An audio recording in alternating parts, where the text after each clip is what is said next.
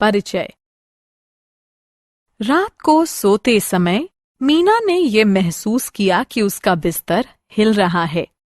वो जागती है तथा देखती है कि उसकी माँ घर से बाहर आने को बोल रही है।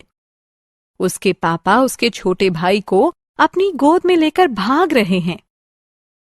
वे सभी अपने घर से बाहर आ जाते हैं।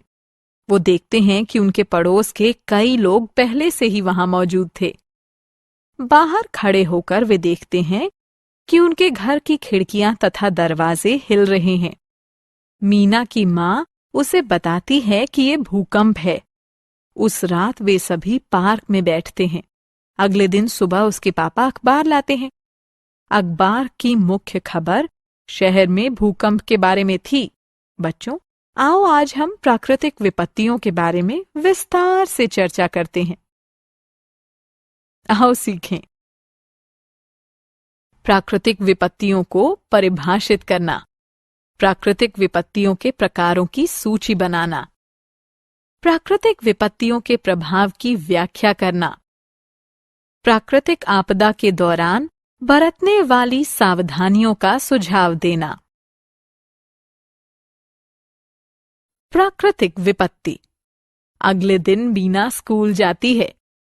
कक्षा के अन्य विद्यार्थी घटना के बारे में जानने को उत्सुक हैं। रश्मि नाम की एक विद्यार्थी मैडम से पूछती है, मैडम, मैं ये जानना चाहती हूँ कि कल रात को क्या हुआ था? बच्चों, हमने कल एक भूकंप का अनुभव किया था। यह एक प्राकृतिक विपत्ति है। ऐसी प्राकृतिक घटनाएं जो किसी क्षेत्र पर घातक असर छोड़ देती हैं, प्राकृतिक विपत्तियां कहलाती हैं। भूकंप।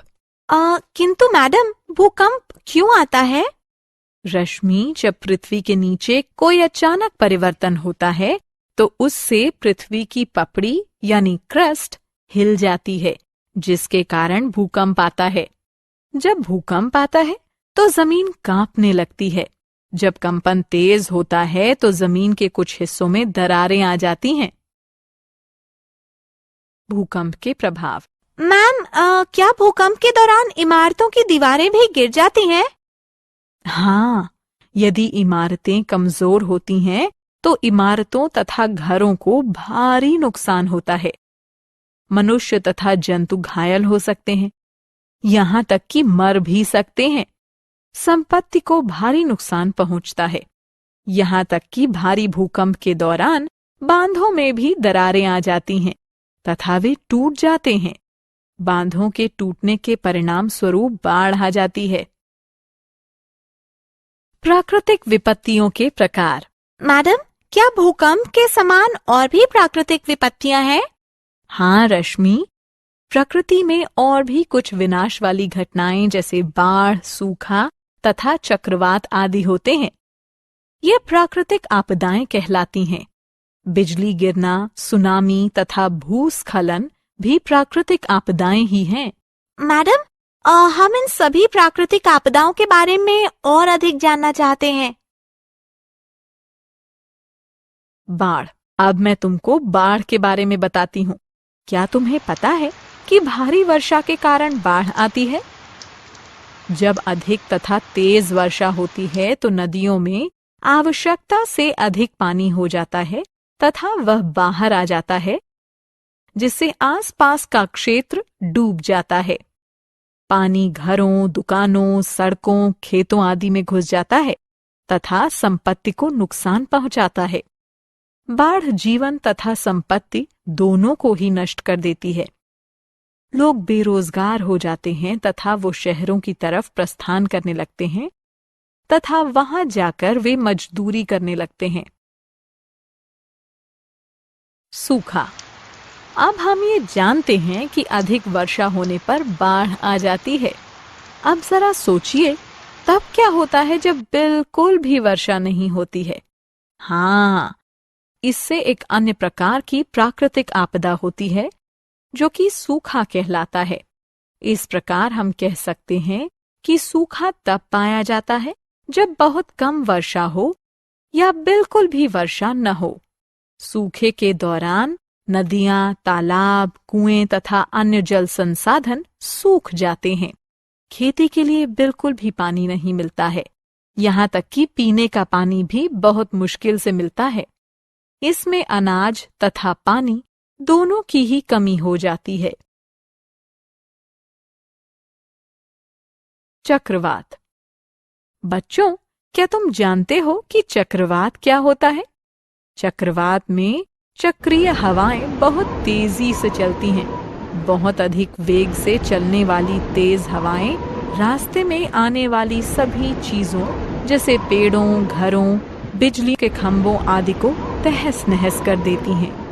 चक्रवात विशेषतः समुद्र के किनारे वाले भाग में आते हैं।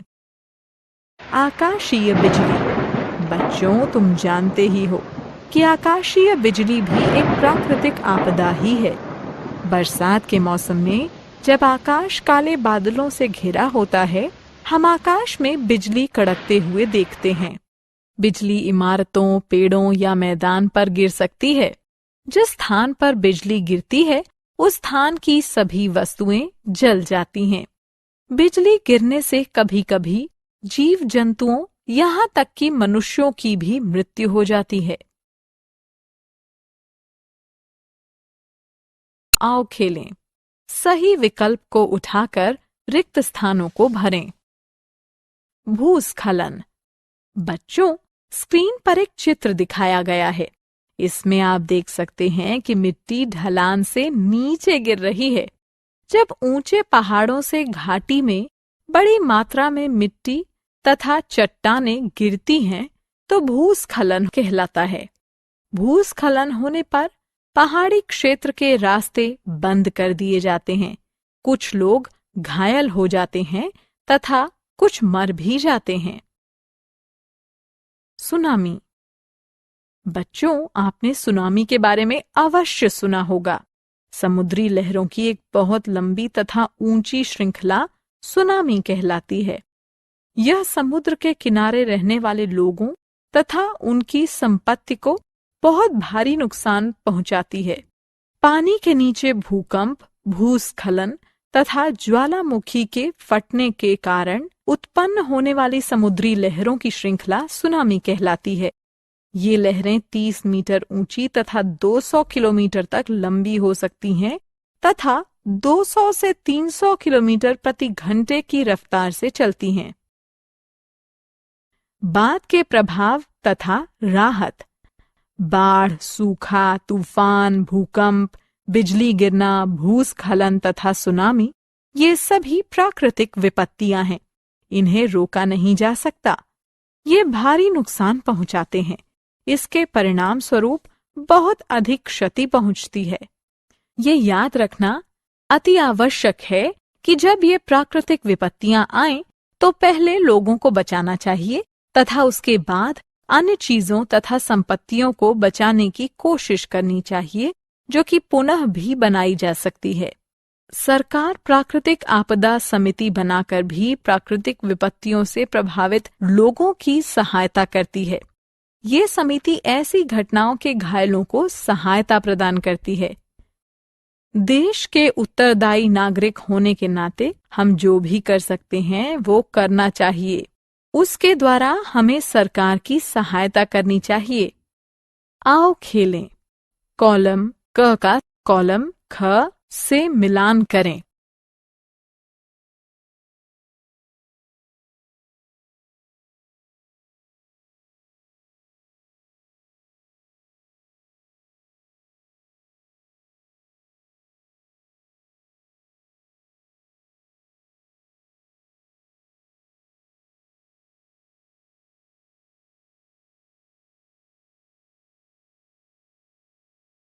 हमने क्या चर्चा की? जब पृथ्वी के नीचे कोई अचानक परिवर्तन होता है, तो उससे पृथ्वी की पपड़ी हिल जाती है, जिसके कारण भूकंप आता है। जब अधिक तथा तेज वर्षा होती है, तो नदियों में आवश्यकता से अधिक पानी हो जाता है तथा वह बाहर आ जाता है, जिससे आसपास का क्षेत्र डूब जाता है। सूखा तब पाया जाता है जब बहुत कम वर्षा हो या बिल्कुल भी वर्षा न हो।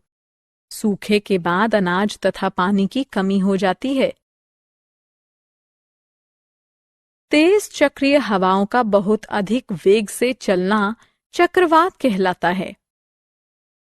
चक्रवात रास्ते में आने वाली सभी चीजों को तहस नहस कर देता है। चक्रवात विशेषतः समुद्र के किनारे वाले भागों में आता है। बिजली तब कड़कती है जब आकाश में काले बादल घिर आते हैं।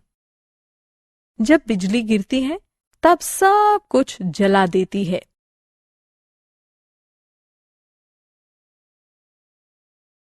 जब ऊंचे पहाड़ों से घाटी में बड़ी मात्रा में मिट्टी तथा चट्टानें गिरती हैं, तो यह भूस्खलन कहलाता है। पानी के नीचे भूकंप, भूस्खलन तथा ज्वालामुखी के फटने के कारण उत्पन्न होने वाली समुद्री लहरों की श्रृंखला सुनामी कहलाती है।